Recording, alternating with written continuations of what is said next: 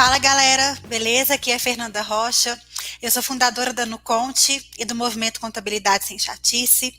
O Nuconte é uma startup que tem o objetivo de fazer com que os contadores sejam essenciais na tomada de decisão das pequenas empresas, e o Movimento Contabilidade Sem Chatice é um movimento que une contadores que desejam ser contadores consultores e partir aí para um próximo nível de relacionamento com o cliente. Bom, esse é o primeiro episódio oficial da websérie que a gente criou, chamada Consultoria Contábil na Prática. E esses episódios, eles vão ser todos focados para uma parte mais técnica da contabilidade consultiva. Como assim? A gente vai, através desses episódios, analisar empresas, resultados delas, contextos onde elas estão inseridas. A gente vai analisar dados contábeis, financeiros, patrimoniais, para que a gente possa desenvolver essa parte mais técnica, focando aí em treinamentos para que você realmente adquira essa experiência mais prática de entender os problemas da empresa e conseguir oferecer soluções, um diagnóstico que seja compatível com esses problemas, para ajudar esses empresários a se renovarem aí, a seguirem em diante, dado esse contexto de crise em que a gente está vivendo.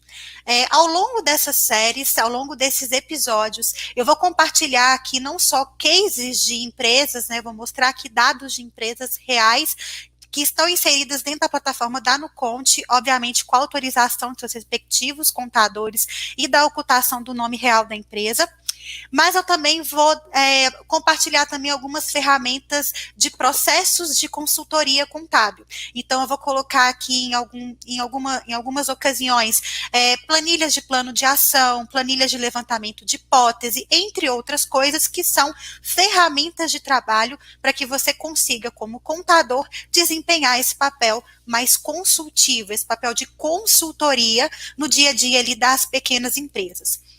Bom, só para relembrar aqui, para quem não sabe, para quem ainda tem dúvidas sobre o conceito da contabilidade consultiva, esse é um termo que vai ser falado e abordado aqui várias vezes ao longo dessa série, então é interessante deixar de uma vez por todas aí esse conceito enraizado e definido, inclusive para distanciar esse conceito de outros que foram criados desde quando esse termo se popularizou.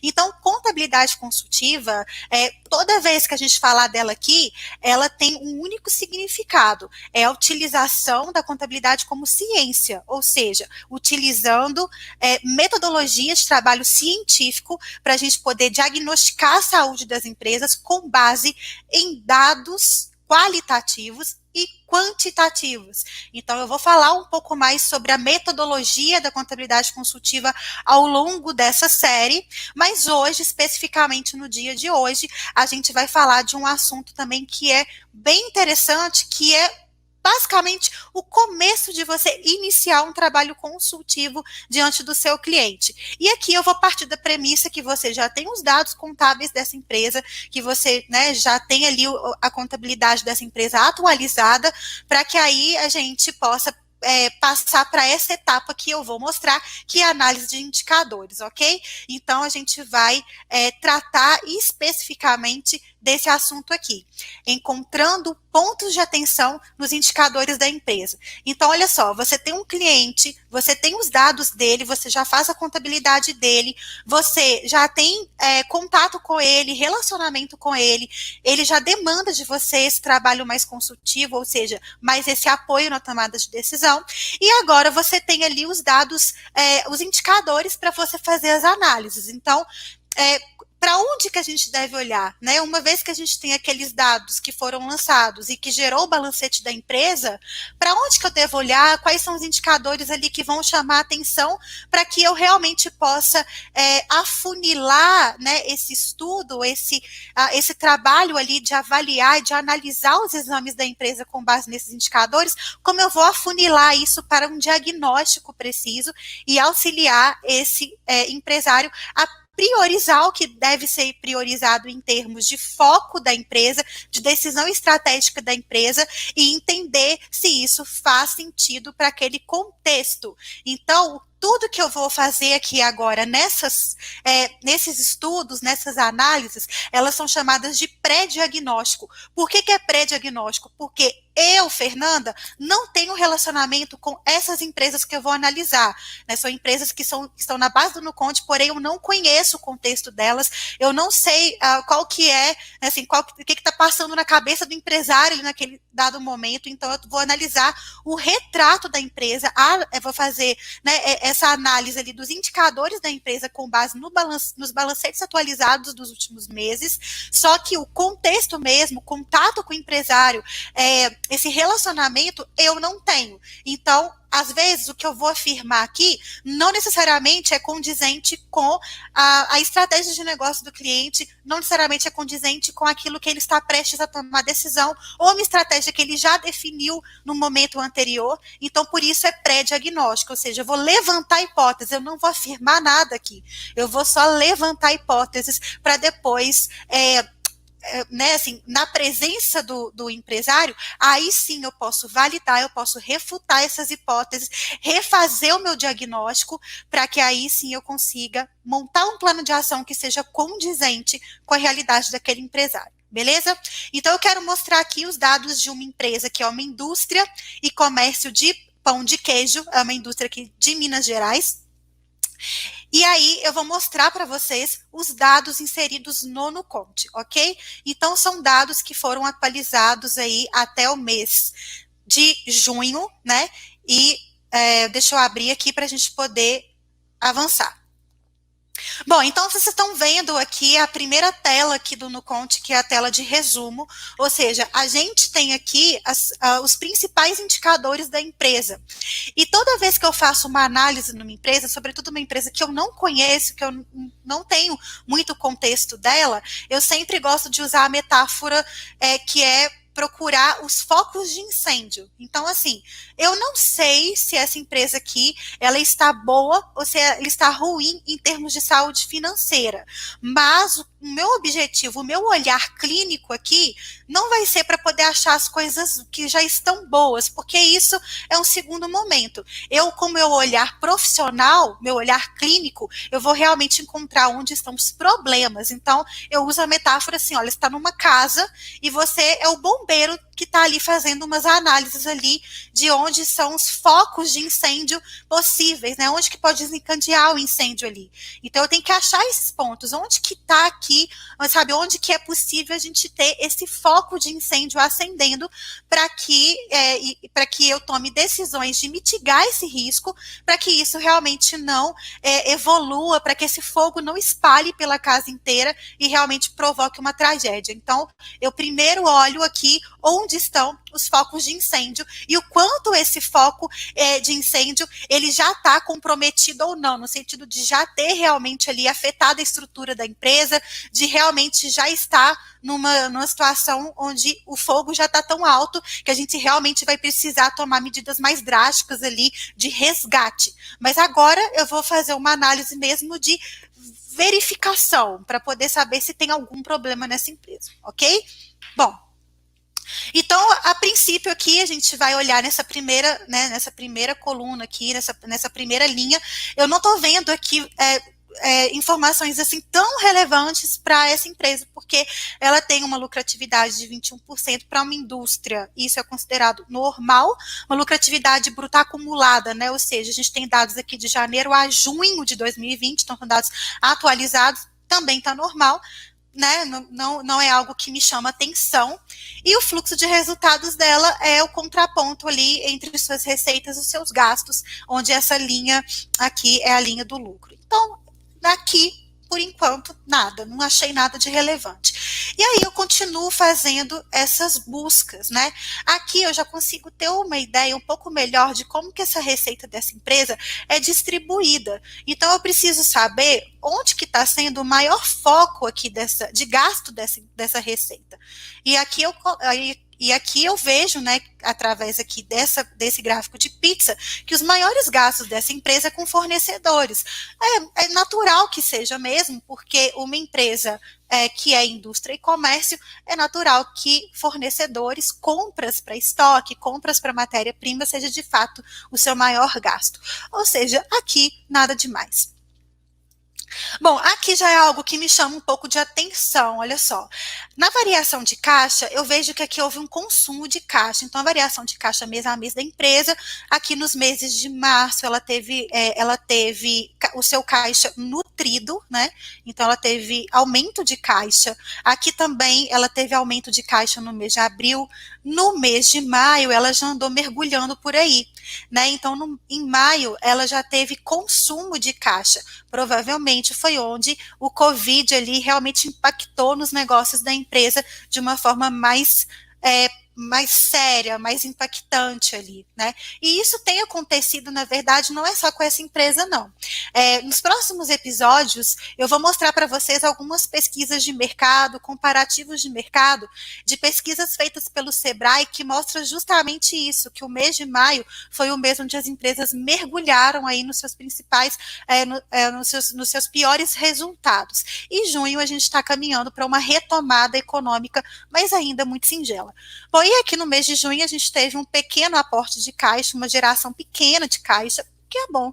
Então, mas de toda forma, essa oscilação aqui de positivo para negativo é algo que me chama atenção. Então, aqui eu colocaria ali já no meu relatório ali de verificação, né, como bombeiro ali, eu colocaria ali como um ponto de atenção, olhar essa questão de consumo de caixa no mês de maio. Capacidade de quitar obrigações é a liquidez imediata da empresa. E essa liquidez da empresa, ela não quer dizer que ela está ruim, porque ela está 95, né, 0,95. Olha, não considero isso uma coisa absurda, mas algo que me chama a atenção é a tendência de queda. Então, desde o mês de março, a empresa vem apresentando uma tendência de queda na sua liquidez. Ela já teve uma liquidez acima de 1, que é considerado o ideal, uma liquidez também muito acima de 1, já é meio que gastar dinheiro à toa, deixar muito dinheiro no caixa sem muita necessidade, mas quando a gente tem esse indicador ficando menor do que 1, já é algo que me chama um pouco mais de atenção. E eu tenho um ciclo financeiro dessa empresa de 135 dias. Isso significa que ela precisa de que alguém financie essa operação dela, porque a operação por si só, ela não gera caixa, ela consome caixa, ela consome recursos. Então, alguém precisa financiar esse ciclo financeiro da empresa, que é a data entre o pagamento de fornecedores e o recebimento dos seus clientes.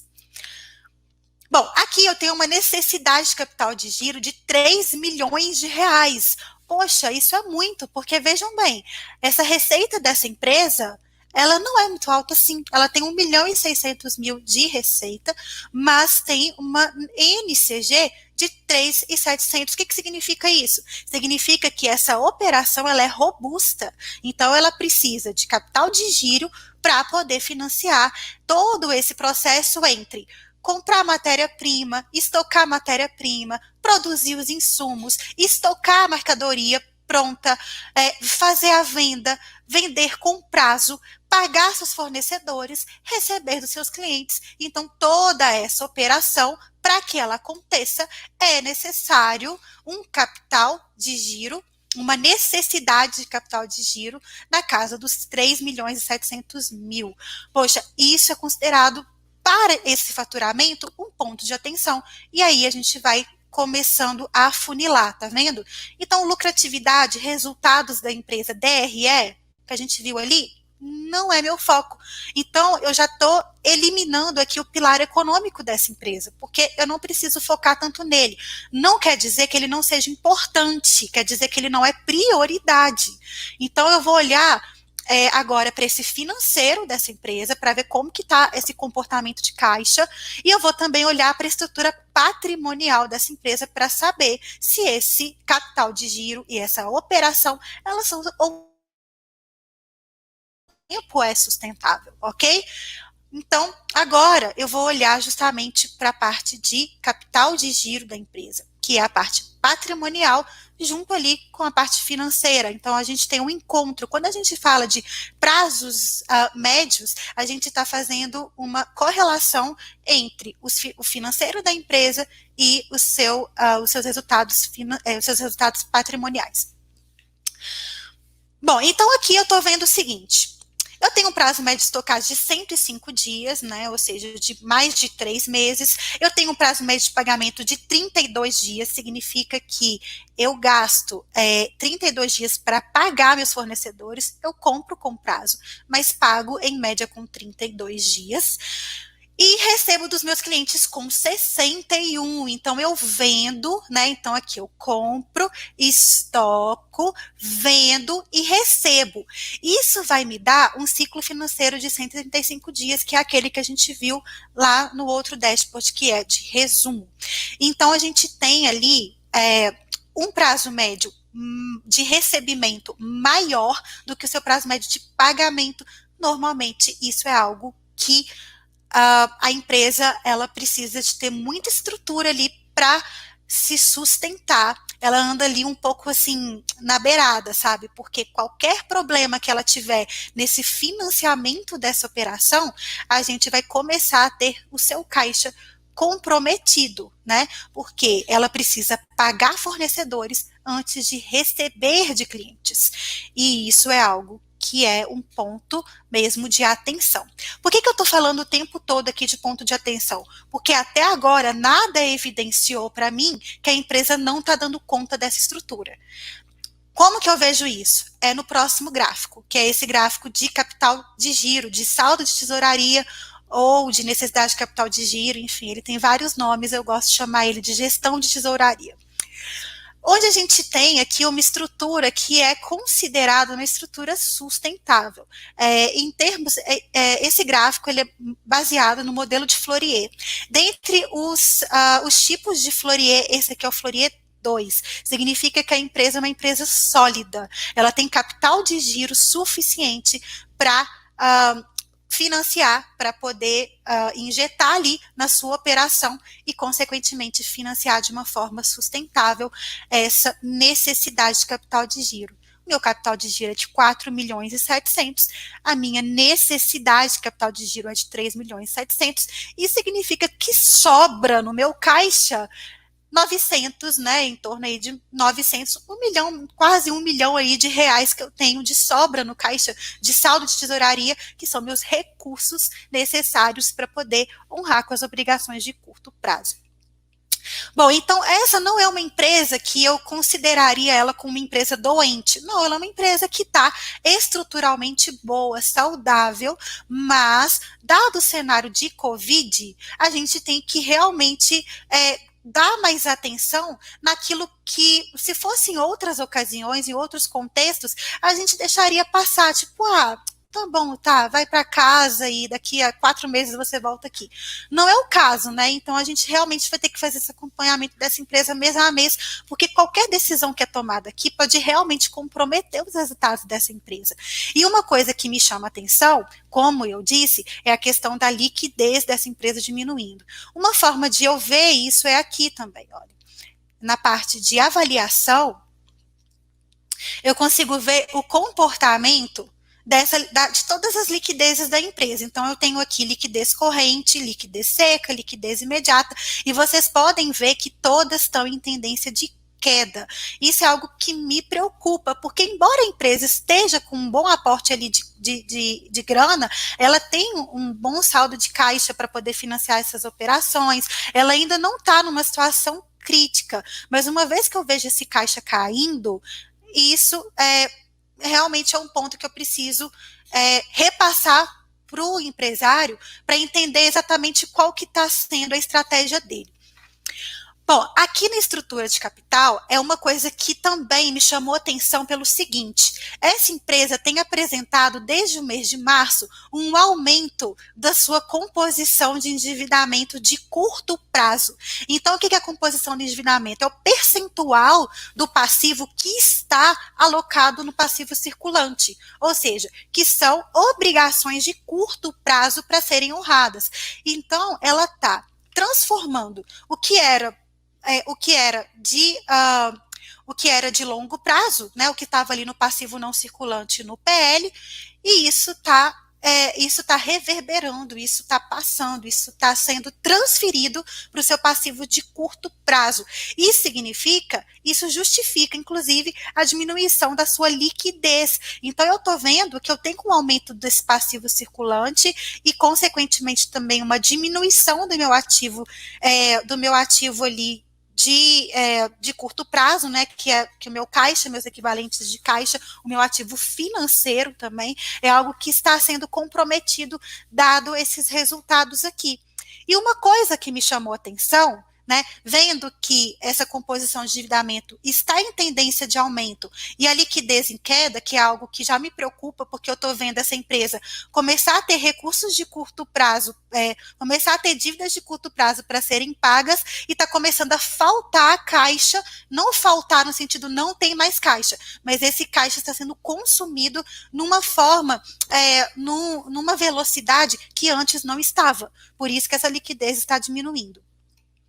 Voltando aqui para o capital de giro, uma coisa que me chama a atenção é esse prazo médio de recebimento de 61 dias. Poxa, eu não estou vendo aqui que a empresa teve assim, resultados menores em termos de faturamento. Então, vamos fazer a análise aqui. Vamos olhar aqui na parte de resultado, como é que foi o comportamento dessa receita. Olha, a receita dela até aumentou. Então, assim, o problema dessa empresa não é queda de faturamento, porque ela está mantendo e até aumentando esse faturamento. Agora, a custo de quê?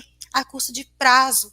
Então, embora ela esteja aumentando o seu faturamento, ela tem dado mais prazo para os seus clientes para receber.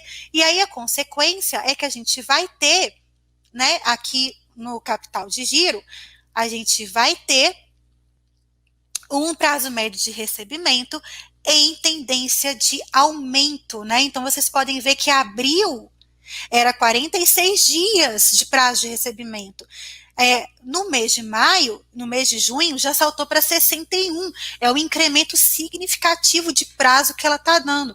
Além disso, a gente também tem que levar em consideração a inadimplência. Então, como que está sendo essa venda? Está sendo com prazo? Esses clientes estão pagando ou eles estão realmente dando ali o calote?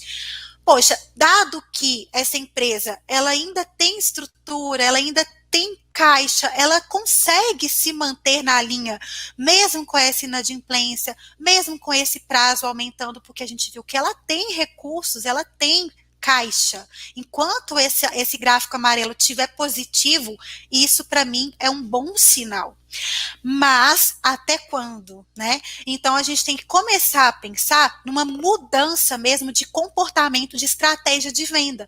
Uma forma dessa empresa garantir que ela tenha recursos no caixa para honrar com essas obrigações de curto prazo que estão aumentando, porque a gente viu que esse passivo está em aumento. Qual que é a solução que a gente poderia dar? É vender à vista e com desconto.